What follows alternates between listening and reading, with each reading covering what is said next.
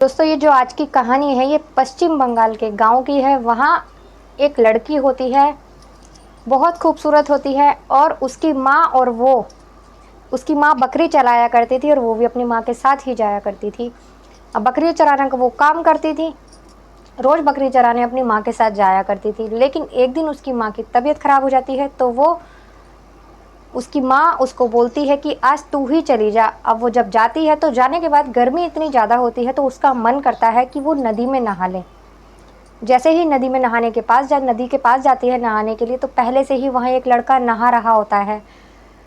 उसकी एक आदत थी कि अगर कोई भी लड़का उससे कुछ कहता था तो वो डांट देती थी, इसलिए किसी लड़के की उससे बात करने की या उसके पास आने की हिम्मत नहीं होती थी। इसीलिए जब वो लड़का नदी में नहा रहा था तो वो बेझिझक होकर वहाँ उसमें उससे कम से कम 20 मीटर की दूरी पे वो भी नहाने चली जाती है। अब जब वो लड़का उसे देखता है तो वो जब खूबसूरत इतनी होती है तो सोचता है कि काश ये लड़की यहाँ मेरे साथ होती और यहीं पर नहा रही होती तो कितना अच्छा होता। जब ऐसा सोचता है लेकिन वो 20 मीटर की दूरी पे होती है और सोचते ही सोचते वो लड़का उसके पास चला जाता है। जाने के बाद अब ये तो आप लोगों को पता ही होगा, जब एक लड़की नहा रही होगी नदी में तो जब एक लड़का उसके पास चला जाएगा तो बवाल तो हो ही जाएगा। और वो लड़की भी ऐसी थी कि लड़का कोई भी उससे कुछ कहता था तो वो उसे जवाब तुरंत देती थी और सभी लड़के उससे डरते थे। तो दोस्तों ये कहानी जो आज की है वो बहुत ही अच्छी है, आप लोग पूरी ज़रूर देखिएगा। और अगर अच्छी लगे वीडियो को तो प्लीज़ वीडियो को लाइक कर दीजिएगा, चैनल को भी सब्सक्राइब कर दीजिएगा। दोस्तों जब वो अपनी माँ के साथ बकरी चराया करती थी, जब वो उस दिन जाती है तो बकरियों की आदत होती है, जानवरों की आदत होती है कि जहाँ पर वो रोज़ जाते हैं वो उसी जगह पर जाया जाया करते हैं, क्योंकि उन्हें आदत होती है रोज़ वहीं घूमने की। अब वो उसकी माँ तो उस दिन आती नहीं है तो वो अकेली ही जाती है बकरी चराने के लिए। अब उन बकरियों को जब प्यास लगती है तो वो नदी की तरफ ही भागती हैं। अब उन्हें रोकने की तो कोशिश करती है लेकिन बकरियां इतनी सारी बकरियां होती हैं तो उससे नहीं रुकती वो। अब सीधा वो नदी के पास ही पहुंच जाती हैं। अब वो उनके पीछे पीछे भागती है लेकिन जब देखती है कि बकरियां नदी में पानी पीने गई हैं तो उसे थोड़ी शांति मिलती है। अब वो बकरियों को देखती है पानी पीते हुए, लेकिन गर्मी बहुत ज़्यादा थी तो उसे ये भी लगता है कि अब जब मैं यहाँ तक आ ही गई हूँ तो क्यों ना मैं यहाँ नहा लूँ, गर्मी बहुत ज़्यादा है। नहाने की सोचती है तो वहीं देखती है कि एक लड़का नहा रहा होता है। अच्छा, वो जो लड़का वहाँ नहा रहा था वो पहले उस लड़की के पीछे पड़ा हुआ था और एक दो बार उसे रोका भी था उसने।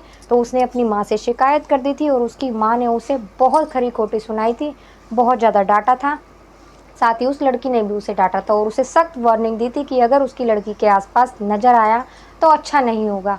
अब वो लड़का वहाँ नहा रहा होता है, उस लड़के को तो पहले ही उस लड़की को देखकर डर लग गया था, लेकिन फिर भी कम से कम 20 मीटर की दूरी पे वो नहाने चली जाती है। वो नहाने जब जाती है नदी में तो पता नहीं क्या होता है कि वो डूबने लगती है नदी में। जब ये लड़का उसे देखता है डूबते हुए तो वो तुरंत निकल कर आता है और उसके पास जाता है। उसके पास जाने के बाद उसे वो डूबती हुई लड़की को वो निकालता है, निकालने के बाद उसे बाहर लाता है। लेकिन उसके पेट में पानी भर चुका था उस टाइम। अब वो उसे दबाता है, दबा के पानी निकालने की कोशिश करता है, थोड़ा बहुत पानी निकलता है। वो उसे उल्टी भी लिटाता है, उसकी कमर दबाता है, यहाँ तक कि उसे उल्टा भी कर देता है, उसका सर नीचे कर देता है कि पानी निकले, किसी तरह इसे होश आए। लेकिन पानी निकलने का नाम ही नहीं ले रहा था। अब जब वो ये सब कर रहा था तो दूर से कुछ लोग उसे देख रहे होते हैं जो कि उसके पास आ जाते हैं। वो उल्टा ही सोचते हैं कि वो लड़का शायद उसके संग कुछ कर रहा है, उसी की वजह से उस लड़की की ये हालत हुई है। वो लोग आकर उसको बोलने लगते हैं उल्टा सीधा लड़के को, बहुत समझाता है लेकिन वो लड़के मानते ही नहीं है। वो उसे लड़के को ही गलत समझते हैं और उसे उसके मतलब बहुत से लोग तो उसे मारने की भी कोशिश करते हैं, लेकिन वो लड़की पर ज़्यादा ध्यान देते हैं क्योंकि लड़की की ऐसी हालत है। वो सोचते हैं कि लड़की को पहले होश में लाना चाहिए, तो कितनी प्रयास करके वो लड़की होश में आ जाती है। आने के बाद वो लड़की जो वो लड़का होता है उसको वो लड़की होती है तो वो उन सबको बताती है कि मेरे साथ ऐसा क्या हुआ था और मुझे किसने बचाया है। तो वो बता देती है कि मुझे इसने बचाया था, मुझे इतना तो होश था कि इस लड़के ने बचाया था। तो उसे लड़के को छोड़ दिया जाता है, पता लग जाता है कि इसने उसे नहीं मारा है, इसने कोई हरकत नहीं की है। वो लड़का भी बता देता है कि मैंने ही इसे बचाया है, बल्कि ये तो डूब रही थी, मेरा कोई हाथ नहीं है इसे मारने का, या मैंने कुछ नहीं किया है इसके साथ। वो लड़की अपने घर चली जाती है। घर जाने के बाद वो अपनी माँ को सारी बातें बताती है।